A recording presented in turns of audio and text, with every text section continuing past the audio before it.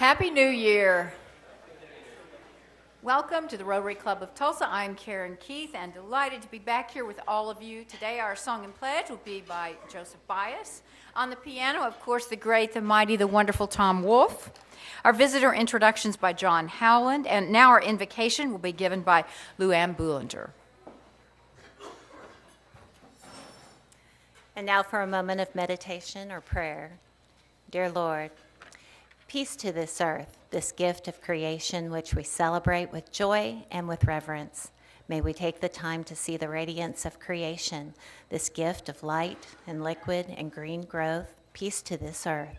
May we practice nonviolence towards our lakes, rivers, and seas, towards the land, the very ground of life, towards air, sky, clouds. May we respect these gifts so the natural world will be a safe home for all. Amen.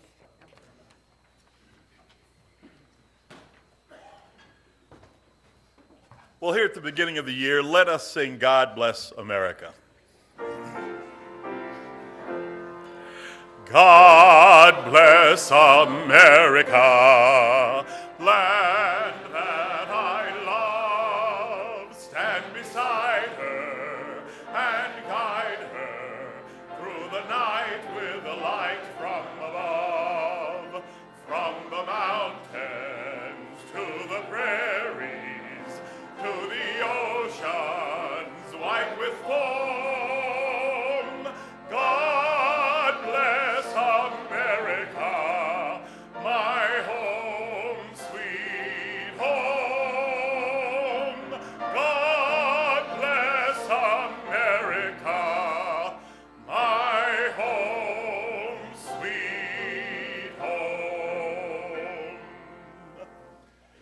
I pledge allegiance to the flag of the United States of America and to the republic for which it stands, one nation under God, indivisible, with liberty and justice for all. And you may be seated.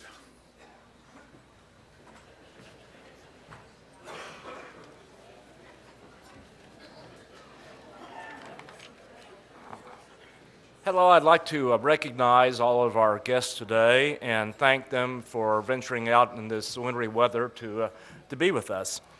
I will announce the names of the various guests and their host Rotarians, and at that time, if you would stand with your host Rotarian, at the end, we'll greet you as a group.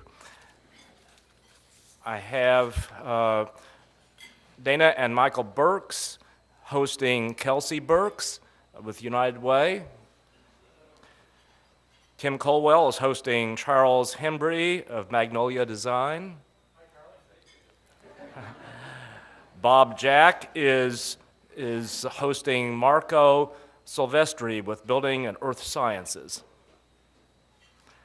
Dustin Holder is hosting Andrew Martins of Sawyer Manufacturing. Jeff Hassel is hosting Rick Guild of the Guild Company. Mike Homan is hosting Stephen Fritz of Chloros, and on a personal note, a longtime running companion of mine, Stephen is. And Daniel Ketchum is hosting Mike Willis. Please join me in welcoming them to our meeting.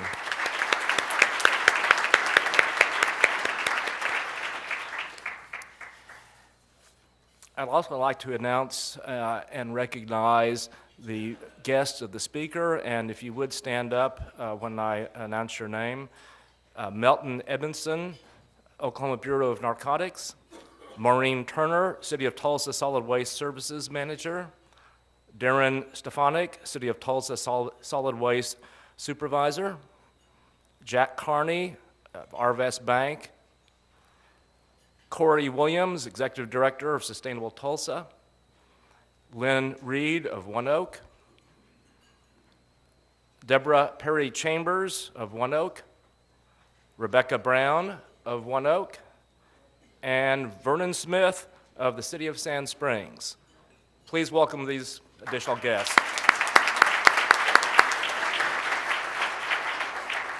Finally, I'd like to recognize some visiting Rotarians.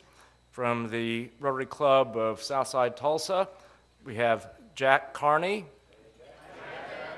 Also, from the same Southside Club, we have Ben Gorell. Hi, Ben. Thank you. Thank you, John. Mike Willis and Michael Willis are in the same room today. During my time working in government, these two names have floated around, and you get them in the same room, and it's too much energy. All right. I'm so glad you're here today. Mike Willis. Our Rotary sponsor this week is Gene Budd, Interior Concepts, Inc., and Jeff Newman, Waste Management. We encourage you to do business with your fellow Rotarians. Please thank all of today's sponsors and all of our volunteers.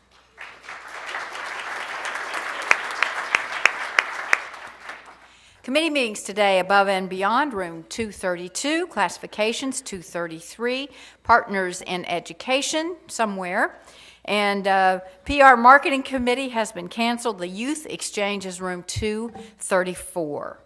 And in announcements, Brian, my middle name is Camp Enterprise. Brian, if you would stand up, is looking for adult volunteers for high school juniors to attend the camp on April 3rd through the 6th at Shepherd's Fold Ranch in Avant. So these cards are on your table. So if you know any students who might qualify, please put their names down and leave them on the table. It is an experience they will never forget, and they will meet adults and young people who will be involved in their lives going forward. Camp Enterprise, an executive-styled 4-day retreat where qualified high school juniors explore the fundamental challenges, opportunities, and obligations of the free enterprise system. And this is something that you can read just to understand what Camp Enterprise is trying to accomplish. So anyway, hope you get involved in that because it's a big deal. Project announcements, Lou Ann Bullinger. And Lou Ann, your shoulder looks so much better. The sling is gone. Yay. Good afternoon, everybody. I'm the chairman of the Youth Activities Committee, and part of our responsibility is the four-way speech contest, and I wanted to let you know that we're going to be handling that contest outside of our regular Rotary meeting next Wednesday evening at 5:30 at Hardesty Arts Center in the Brady District, and we'd like to invite you to come. The Arts and Humanities Council is working with us and letting us use the 3rd floor for the presentation area.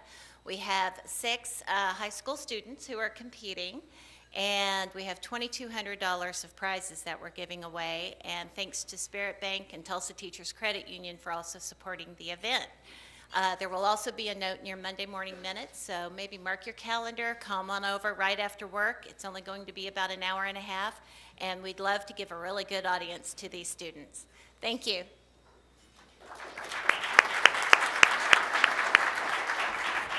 And we'll be hearing the winner of that evening's event at the following Rotary Club. So, John Raines. I had a great slide presentation to do, but the computer operator isn't over there to take care of it. So I'm on my own. Thank you, Eric Ortega, again. We have an opportunity coming up January the 24th, which is in a couple of Saturdays, where we're hosting Scribe, which is a very large regional event where students descend upon us, youth exchange students, for a conference that lasts Saturday. We get the pleasure of putting these kids up for one night. So Friday night, the 24th, we need your help to sign up to take on some youth exchange students. They'll be mostly juniors or seniors in high school. And feed them one night, feed them breakfast the next morning. If you take one, you'll have to entertain them. If you take 2 or 3 or 4, you won't. So unlike your own children, the more the merrier. So we encourage you to take them in bunches. How you calculate how many kids you can take, if you're by yourself and you have a 5-seat car, you take 4. If you're married, you take 3. If you have a van, you take 15, like Brian does. So we do appreciate that. Just take bunches. You have to feed them twice. It'll be a blast. I've got pins, mementos, thank you letters from doing this. You make a short impact on their life, and believe me, nothing's too boring. So please sign up. Sign-ups are on your table. Thank you. And Miss Brenda Mellon-Kahn, MSNI, Medical Supply Network. Thank you, President Karen. Happy New Year. I just wanted to say thank you to all the people that came out and volunteered December 21st in the ice storm. Ken Snoke did not have power at his house when he got to MS&I. That's how dedicated these guys are. We packed 75 boxes that day. We originally thought the shipment was going to the Philippines. That container filled the week before and shipped, so our shipment actually went to West Africa for the U.S. military. So if you volunteered that day, I'd like you to stand as I kind of list these people. Bill Vogel, Ben Wyndham, David Peterson, Ken Snoke, Jan Johnson, Trish Kirkstra, Del Snowbird, Steve August, Jerry Stamper, Tony Oliva, Jerry Bates, who also brought several young men that did the heavy lifting. Trish also brought the exchange students and her son.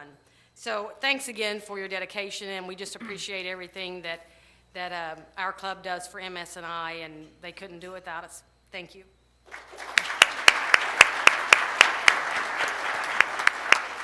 Sarge Janet Rockefeller. Hello, how's everybody doing today? Good. Good, always nice to see everybody. Okay, did anybody read the GTR Greater Tulsa Reporter? I mean, it was like another Rotary.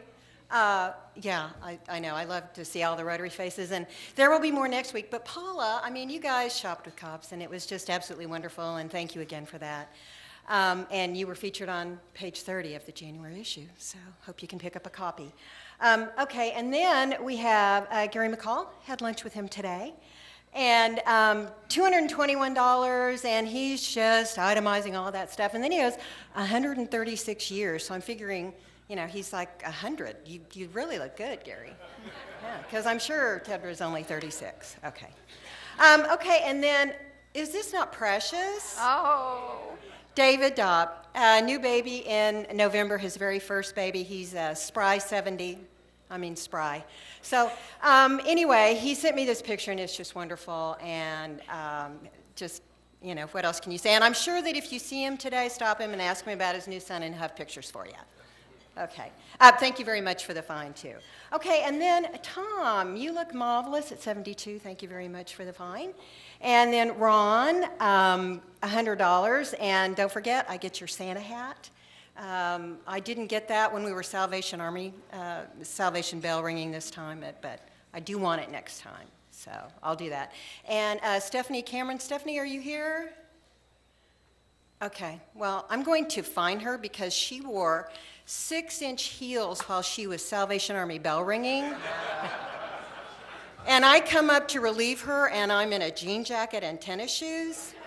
So anyway, remind me to find her next week, and that's it. Thank you, Janet.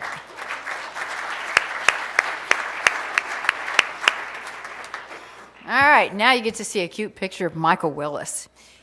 Michael is our Rotarian of the day, and he joined our club December of 2012. He's the chief deputy at Tulsa County.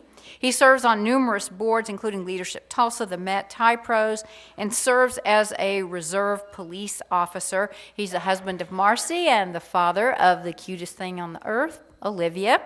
Please welcome our Rotarian of the day, Michael Willis.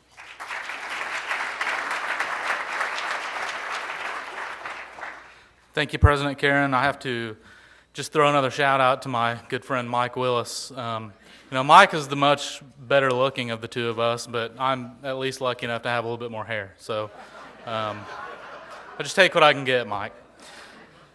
So it's my pleasure today to introduce to you our very own Matt Newman. Matt's been a friend of mine for several years. Matt Newman knows energy. He's been working in the energy business for the past 25 years, and since 2008 here in Tulsa at Covanta Energy as the Director of Business Management. Matt's actively engaged in America's renewed focus on sustainable energy initiatives. He holds a Bachelor of Business Administration from the University of Oklahoma, Boomer Sooner, and is active in his church, a mentor at Eugene Field Elementary here on the west side. The Tulsa Regional Chamber, the Foundation for Tulsa's Public Schools, and he serves on the Above and Beyond Committee here for the Rotary. He's also a Paul Harris Fellow. He was recently appointed by Governor Mary Fallin to the state's Solid Waste Management Advisory Council. Matt grew up here in Oklahoma, in Bartlesville. He worked for Phillips Duke Energy in Charlotte, North Carolina, and now Covanta here in Tulsa. And it's really great that Matt is back in Tulsa because he's really a great asset for our community. He currently resides in Bixby with his wife Shelley, 2 children, Evan and Jenna Grace, who I got to meet recently, lovely young lady. And I'll just tell you this, that I promised Matt I would make a good introduction because he helped me get into a Pearl Jam concert in Oklahoma City a few weeks ago. So that's how I got into this gig, and I know a lot of you probably don't know Pearl Jam, but Matt and I do, and it was a great show. Thanks again, Matt. Talking trash can be fun.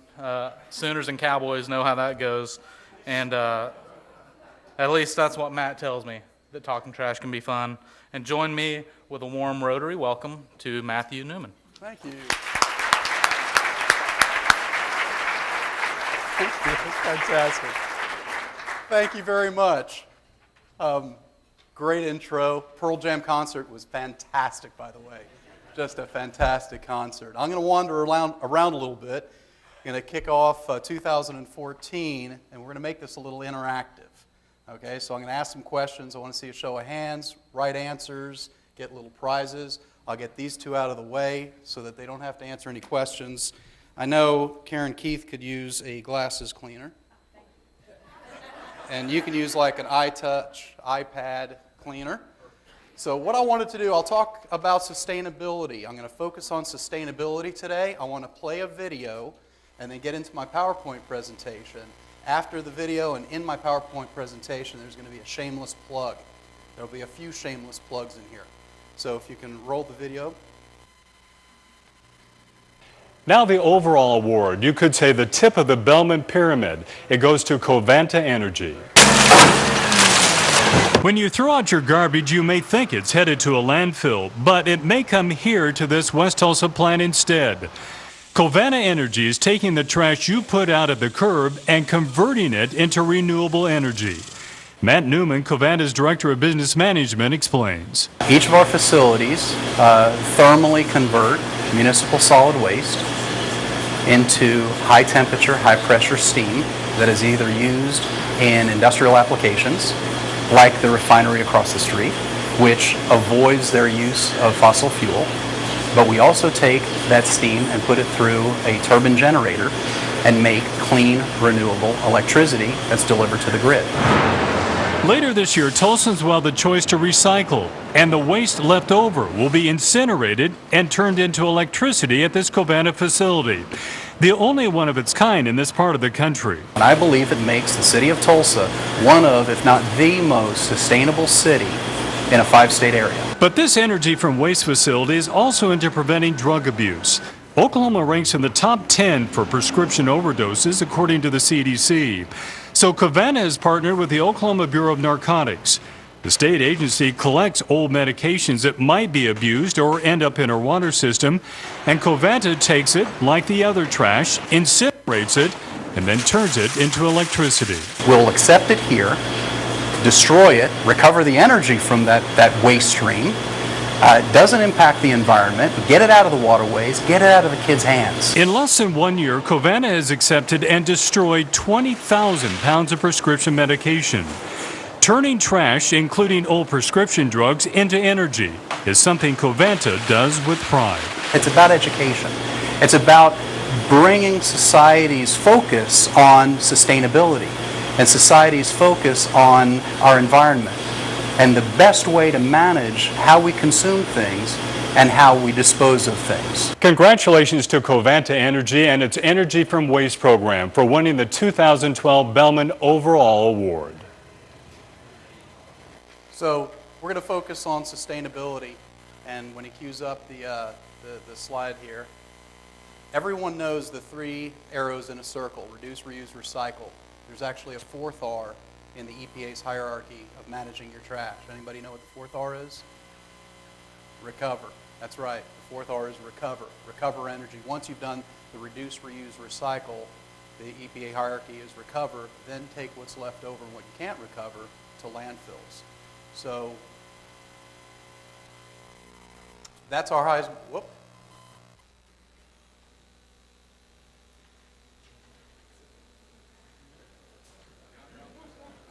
All right. I'll talk through this. When he brings this slide back up, what you are about to see, we won the Henry Bellman Sustainability Award in 2012. It's a very high honor. It's our Heisman Trophy. In sustainability, you focus on people, profit, planet. We are a publicly traded company. We focus on profit. A lot of the communities that we serve, their profit is in saving taxpayer dollars or citizens' dollars. So that's where their profit comes in. But here's the first shameless plug. I'd like to introduce Jack Carney, who is the chair of the Henry Bellman Sustainability Award.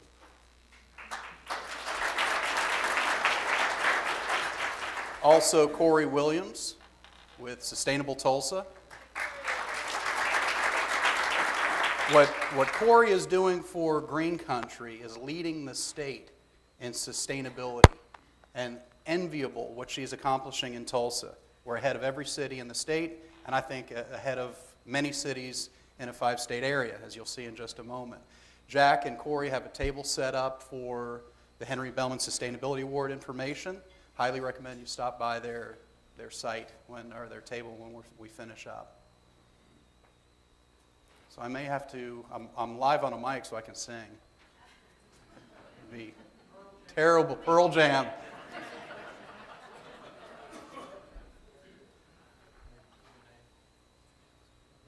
Yeah, how many people have been to the plant? How many people have been on a tour? It's a fantastic show of hands. And as I go through this presentation, I will ask some questions. And I just want to warn you that Councilman Phil Lakin's son was on a tour recently and nailed every answer. And he is in 8th grade? 7th grade. So it sets the bar pretty high for all of you. But if you get it together, if you get an answer correct, I will provide a take-home gift. Yes, why don't we do questions and answers? Go ahead. If you'll say them, I'll repeat them. What is the recovery rate versus the energy used to enforce this recovery? Yeah, the energy rate standard in the industry, the energy rate, it takes about approximately a ton of trash to make about a half a megawatt. How much energy does it take to do that? What do you consume? Oh, inside the plant? Oh, yeah, we consume some of our own steam and some of our own electricity. Steam consumption is less than 10%, and our electricity demand inside the plant for all the motors and pumps and things like that is just under 3 megawatts. Okay, and I'll get into that in just a second. So there's our Heisman Trophy. Thank you very much for getting that back up and running. So let me tell you, first of all, a little bit about Covanta Energy. We are publicly traded. We are the nation's largest energy from waste operator. We have 41 energy from waste facilities around the country. We've been doing this for over 26 years. We serve 16 different states, and we make enough clean, renewable energy to provide 1 million homes with their energy needs. And the energy from waste industry is an integral part of a sustainable waste solution for the citizens and the communities we serve. I have some representatives from the city of Tulsa, and later as we open up for question and answer, I'll leave time at the end for questions and answers. Anything that you have dealing with cart size and green waste and things like that, I'll let the city answer. We serve the city. We have a contract with the city, and the city did a fantastic job negotiating a contract with us. Whatever they ask us to do, we do. We perform. The facility, if you'll notice, used to be called the Walter B. Hall Resource Recovery Facility. Folks know Walter B. Hall? A champion. We recently renamed it, but it's still previously known as. Here's our portfolio in the United States. You see lowly Tulsa, Oklahoma in the middle of a desolate. We're the only energy from waste facility in 5 states. That gives us an advantage in Green Country. So any idea why there are so many of these things in the Northeast? Oh, okay, let me just... Limited landfills. That's an answer right there. What else? Too much trash. Who said that? Way too much, especially out of Manhattan, right? What else? Very dense population. Who said that? All right, I'll toss this. You guys can toss it back. Disposal costs are very high. Energy prices are very high. And for 250 years, we've been putting trash in landfills. So land is at a premium. Other parts of the United States, we've got plenty of land. In the United States, there's 85 of these. We operate 41. In Europe, there are about 400. Makes a lot of sense. Very dense population, land is at a premium, energy prices are real high. This is how Europe manages their trash stream. Anyone that would like a tour, we did a tour for the Rotary, had a fantastic turnout. Anybody that would like a tour, just contact me. I'll be very proud to show you our facility. Highly recommend a tour of our facility in Honolulu. Michael Willis and I have to go with you. So here's the hierarchy, the US EPA's hierarchy: reduce, reuse, recycle, recover, then dispose of that. You see in that recycling is composting. Green waste has been a hot button topic lately, and we can talk about that in just a little bit. So you have a choice. This is a landfill. Everybody's familiar with this. You can pile it up over time. A truckload of trash, we can convert it, turn it into enough energy to power a home for a year, reduce the volume by 90%, turn the product into an inert ash that's beneficially reused. Every ton that we process, we offset 1 ton of greenhouse gas. That's an EPA calculation. So our facility every year is the equivalent of taking 20,000 cars off of Tulsa's roads. Every ton we process, we offset 1 ton of greenhouse gas. Fortune 500 companies are getting this. Huge client base that we serve. You notice that we've got the United States Congress, the architect of the Capitol. All post-recycled trash from our nation's capital comes to us. If you go back in time a little bit, you remember the Subaru commercial where they had a little deer prancing through a meadow and their landfill diverted, zero landfill. They did that to help them sell cars, which it did. And they found out in the long run, it helped them save a lot of money. We helped them attain that. They have a facility close to our Indianapolis plant. And you can see some of the other clients that we serve locally and across the United States. So here's a schematic of the plant. I won't go into too much detail due to time. It's very complex, tremendous amount of thermodynamics and chemistry. Just to touch base on it, on the platform or the grate where the fuel is converted to energy, trash is fuel for us. The resident time on the platform is about an hour, so we can do in an hour what it takes landfills hundreds of years to do. Tremendous amount of air emission control on the back end of the plant. In particular, you've got a scrubber that atomizes lime, sprays the lime into a vortexing cylinder. So if you've got, how many chemists do we have? Hardcore chemist, a little bit hardcore chemistry. So if you have lime and you introduce a sulfuric, lime and sulfuric come together, what do they make? Now remember, Phil Lake and Son got this, 7th grade. You end up with gypsum, the stuff that's in between the paper and sheetrock. So if you have a hydrochloric that comes into that area, when lime and hydrochloric touch, what falls out? Salt. A salt falls out. Okay, so a lot of thermodynamics and a lot of chemistry going on behind the plant, behind the scenes. Then the emissions move to a bag house, a fabric filter bag house. There's about 1,600 18-foot tall vacuum bags, and we're vacuuming the emissions. So when we're done, what comes out of the top of the stack is moisture from the scrubber and moisture from the trash. That's why you'll see a nice white plume from our stack in the wintertime. And a little bit of waste heat and a very small amount of emissions. And I'll show you in just a couple of slides what those emissions are. All the ash falls down through the process. We recover metal from the ash. This facility will recover and recycle about 8,000 tons of metal every year. 8,000 tons. You know, it's amazing how many coins people throw away. We get ferrous and non-ferrous. Our fleet in America recovers over 400,000 tons of metal every year. To put that into perspective, Covanta could build 5 Golden Gate bridges and 1 billion soda cans every year. And if we didn't process that stuff, it goes into the landfills and we lose that, which is kind of silly because now you go harvest ore and process the ore and make the metal product. Okay, so what's the number one product that we should focus on recycling? If you're going to recycle one material, what should that one material be? Paper's a good one, not the right answer I'm looking for. Plastic's another good answer, but not the one I'm looking for. Aluminum. Who said aluminum? All right, I can hit you. But why don't you, Milton, why don't you throw that back? Aluminum. For every ounce of aluminum you recycle, you offset 12 ounces of greenhouse gas. The aluminum industry refers to their product as congealed electricity. It takes a tremendous amount of electricity to make aluminum. When you recycle aluminum, you drop it in the process way after they use a lot of the electricity. Approximately 95% of the electricity is saved. So, by the way, the ash that we make, that residual ash, is beneficially reused. In America, we have to use the ash in landfills, and it's used as beneficial daily cover instead of harvesting dirt and covering the working face every day. In Europe, it's used in the cement industry to augment the concrete and what have you. I mentioned there's in that schematic represented one boiler. There are 3 boilers at Covanta. We retrofitted one of our boilers with our technology. The 3rd boiler is actually a gasification demonstration plant. We're turning unseparated trash into synthesized gas, and it's happening here in Tulsa. It's a technology that we developed. So I have the honor of hosting people from all over the world that want to see this technology, and they want it in their communities, from Singapore, Taiwan, to island nations. We proved out this technology here to show everyone it works. It creates a synthesized gas. Emissions are better, lower emissions, better environmental performance, and Tulsa is a little innovation station for Covanta.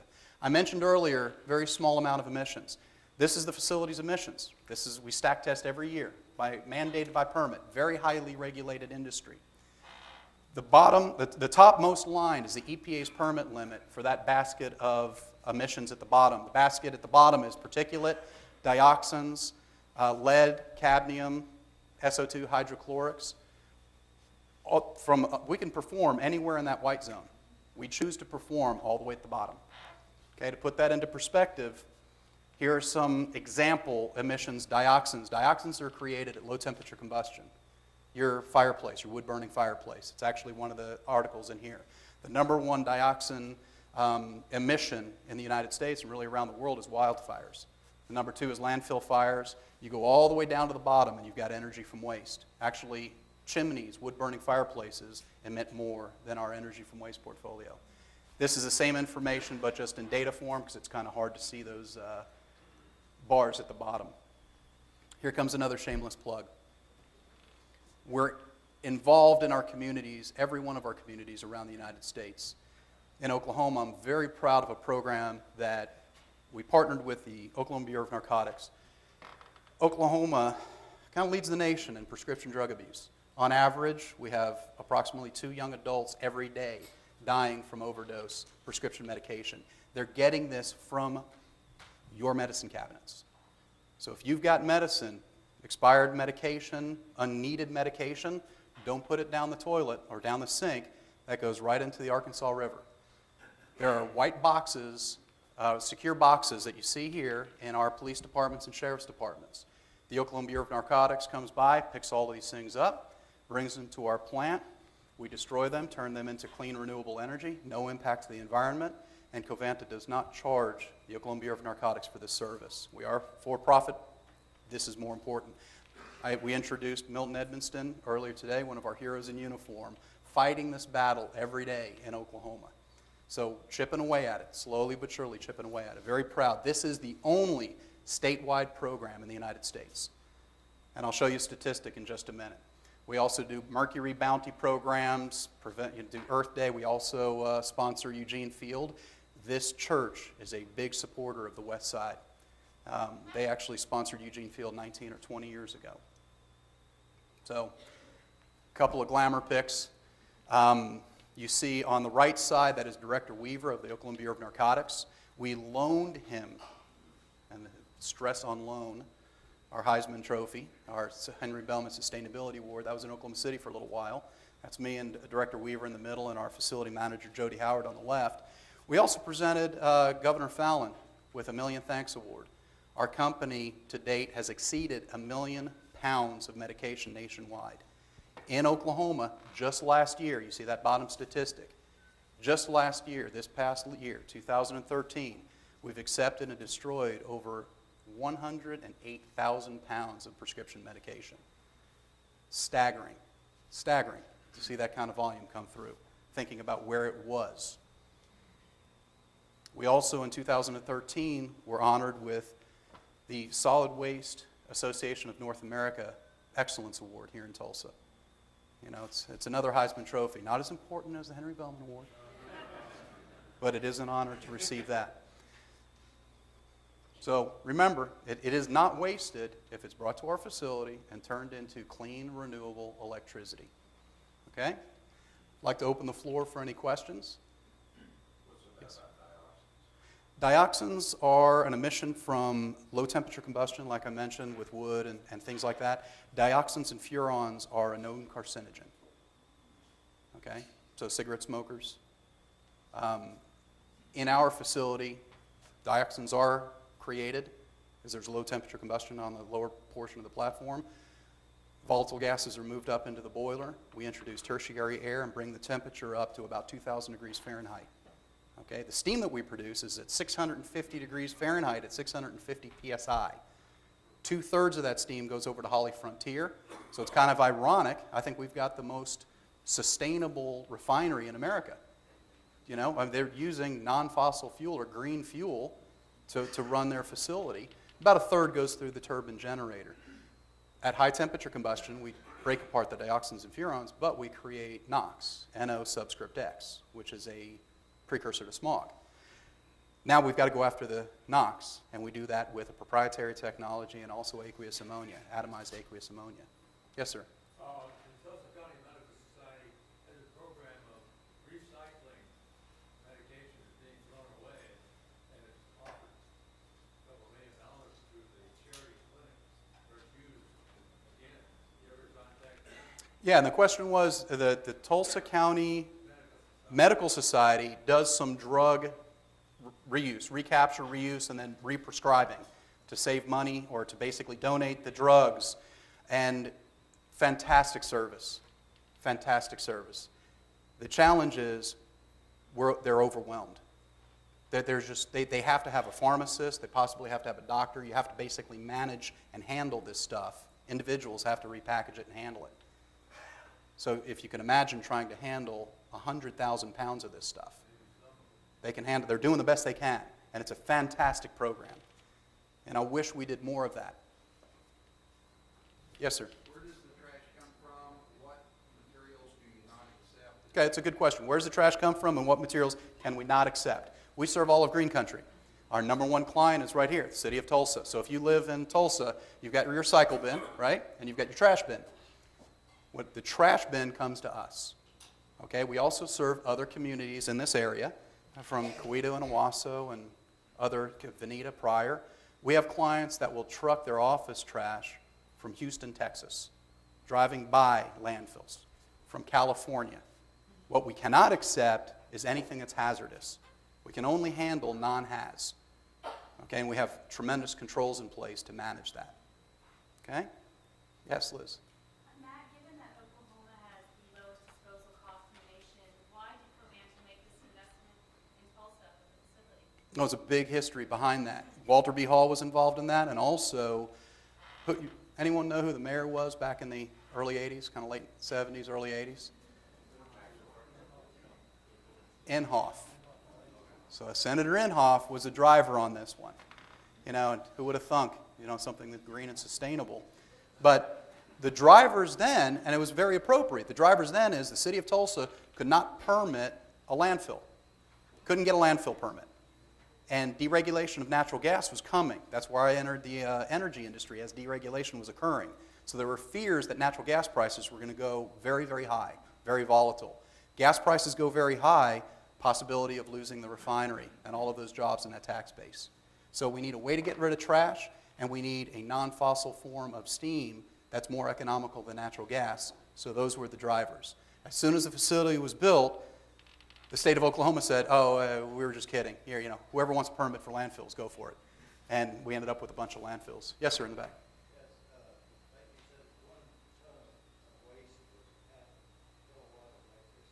That's correct. That's pretty close. That's an industry standard. Yeah, what does it cost us to process 1 ton of waste? What we do is we charge our clients that are dumping trash just like a landfill charges. Okay, so in Oklahoma, some of the lowest disposal costs in the nation, because we have a plethora of land and a plethora of landfill capacity, And when the city of Tulsa went out for a bid, which was a vibrant, well put together bid, we went head to head with the landfills and we beat them. Okay?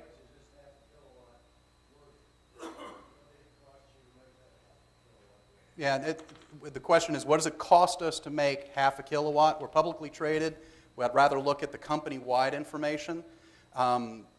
If you're trying to compare energy from waste to like nuclear or coal or natural gas-fired, something I won't share on a ton-for-ton basis. That's proprietary information. I can tell you, though, that we have about 45 or 50 employees, full-time, jobs that can't be exported, 24/7, 365, we never shut down, and we spend $5 million a year locally on supplies, contractors to do our spring and fall outages. We're also, I think, the 7th largest water client for the city of Tulsa, which I'd love to improve upon. Yes, sir. What about nitrogen oxides in the emissions? Yeah, nitrogen oxides are substantially below the EPA permit limits. That clear gas gasification system, the demonstration plant, phenomenal performance, phenomenal. That's why we designed this thing. So we have this continuous emission monitoring. There are monitors all over the plant that every 15 to 30 seconds take a snapshot and archive that data electronically. And the Department of Environmental Quality for the state of Oklahoma, or the EPA, can come in at any time, and they do. They'll come at 2 o'clock in the morning and say, I want to see your books. And they open up the books, and we're glad to show it to them. Phenomenal performance. How about one from over here? Is it better for us to go ahead and take our recycling thing to the recycling centers and then, or put it all in the trash? Recycle, recycle, recycle. Reduce, reuse, recycle. Okay? That's the hierarchy, and we defend that. Did you give me an answer? Which one's best? Yeah, should we go ahead and take it to recycling centers? Well, do you not live in Tulsa? No, live in Tulsa. Put your recycle bin out. Somebody will come by in a compressed natural gas vehicle and pick it up. Another phenomenal thing the city of Tulsa did. But don't put it in the trash bin. Don't put it in the trash. Recycle. Absolutely.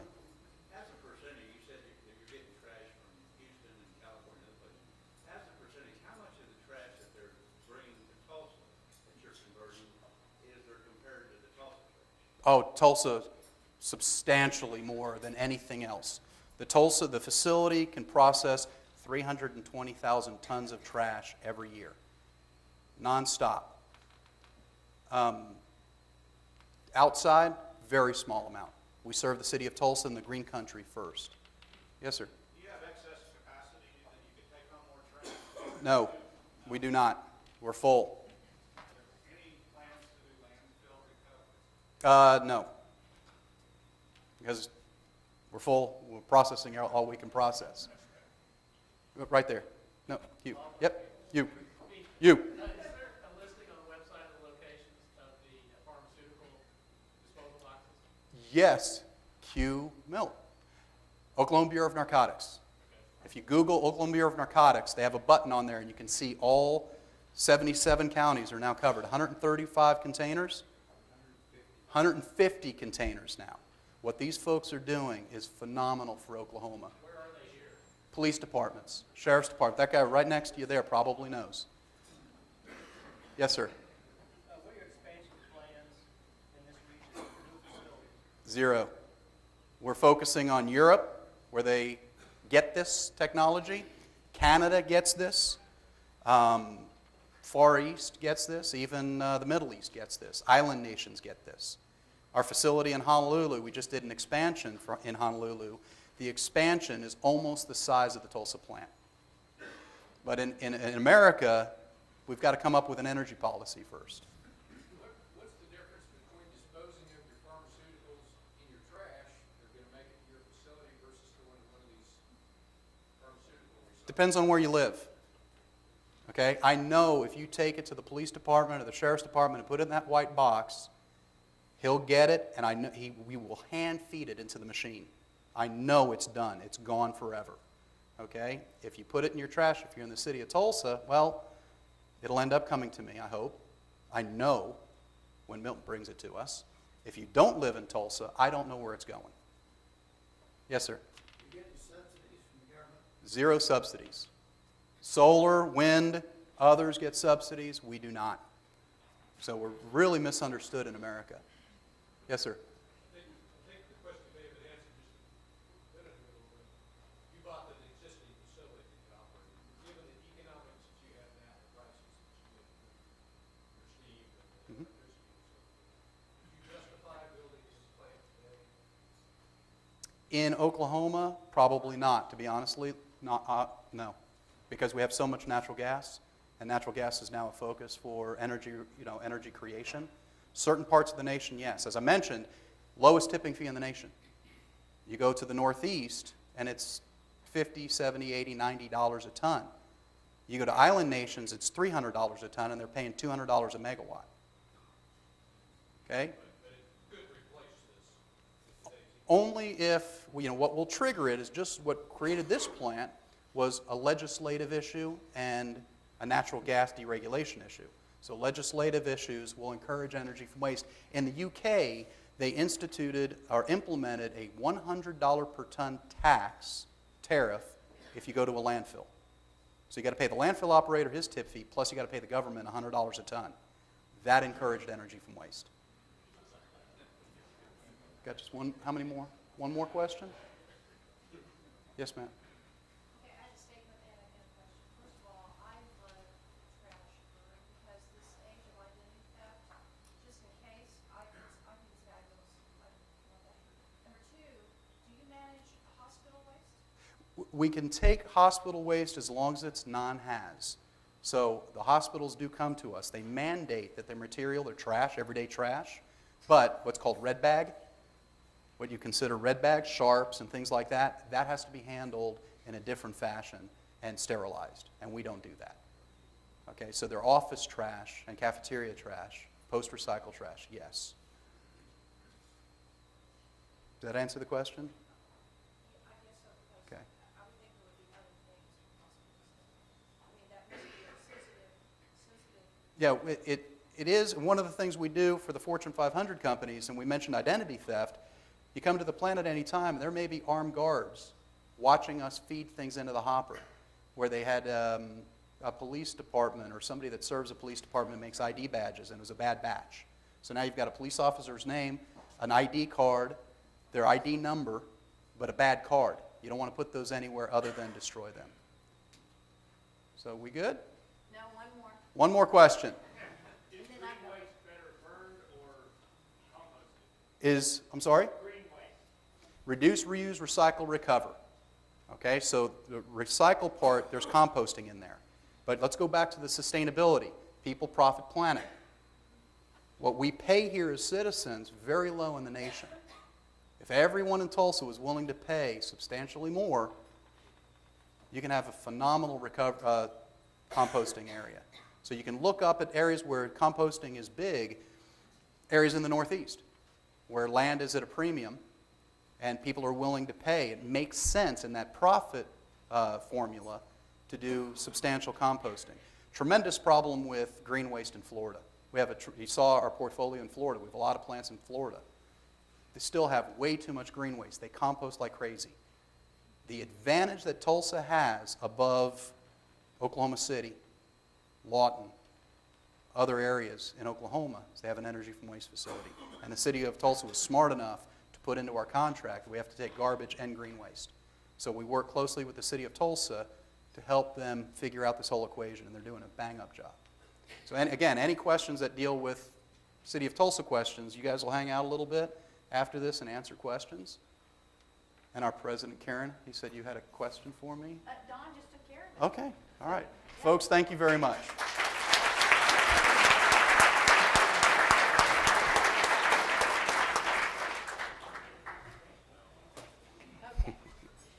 By the way, those of you that don't know, the Henry Bellman Sustainability Awards are a project of the South Side Rotary.